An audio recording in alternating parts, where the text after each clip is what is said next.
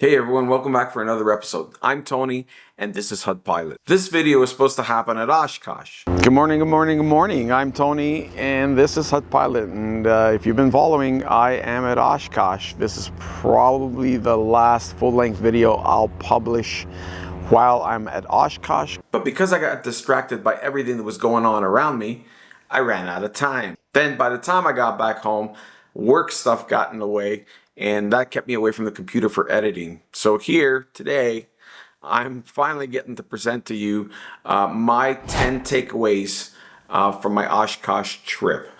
These are tips or hints or things that I saw or experienced, and hoping that they help you on your next trip to Oshkosh. So let's get to it. So number one,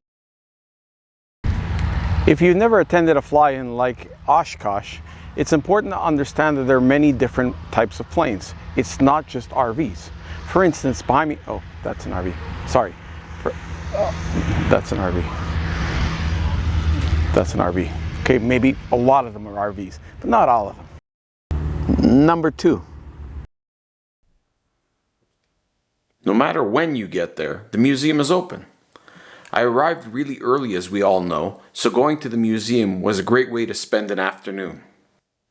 As there weren't any large crowds, I got to take my time and read all about the exhibits without feeling rushed to get out of the way so others could see as well. It's important to note that the museum is also a safety shelter should massive thunderstorms come into Oshkosh during the actual week of the show. During the week, once the show has begun, you can go out the back of the museum and head over to Pioneer Field, where there's more to see, and also you can catch a helicopter ride. Number three.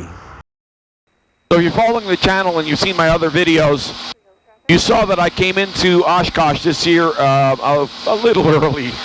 And it's important to understand if you're doing that, until the notice begins, you follow regular procedures.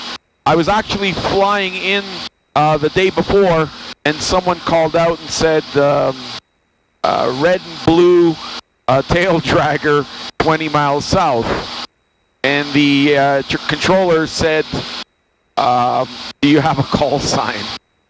So it's important to understand that regular procedures apply, going in and going out if you're outside of the NOTAM. I figure it wouldn't need to be said, but there it is. Number four. If there's a tip I'm going to give you, there isn't much to drink and eat on the grounds. I figured day two something would open up more, but it's not. The only thing open is the A&W, and if you want burgers and fries for $25, that's pretty much around what it costs. So tonight what I'm going to do is I'm going to go off the airport. It's about a 20-minute walk from here. So this is Friar Tuck's. That's where I'm going to go eat tonight. Apparently the food's pretty cheap. And it's about a 20-minute haul from home-built camping. And it's not too bad.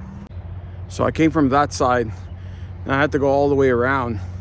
Just be aware, you should not cross, although there were a lot of people just crossing the flagged lines. Go around. It's just an extra 5 minutes.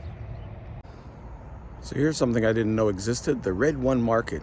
It's actually about 10 minutes away from the campsite. So if you're in home-built camping, this is a place to go to get some stuff that you may have missed.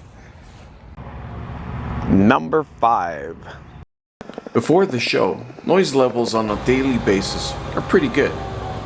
But as the week begins and the air shows take place daily, it'll be a little loud for some. It's important that if you haven't brought along your own earplugs, you can always find some at a local vendor on the grounds. Pick up a chair or an umbrella at the same time while you're at it. Number six. Stop by the Funfly Zone and ultralight area. This year, because I got to Oshkosh early, I was able to spend half a day in this very area. I've got to admit that it didn't take long to be able to sit back and enjoy what I was seeing. Aviation at a less complex level. Lots and lots of fun to watch. Number seven. Made it to Oshkosh again, number two. But here's the big surprise when you arrive really early. There is absolutely no one around. It's pretty damn awesome. You just come, find a spot, and all is good. One of the gentlemen came in and say hi, but technically this is only supposed to start at noon tomorrow.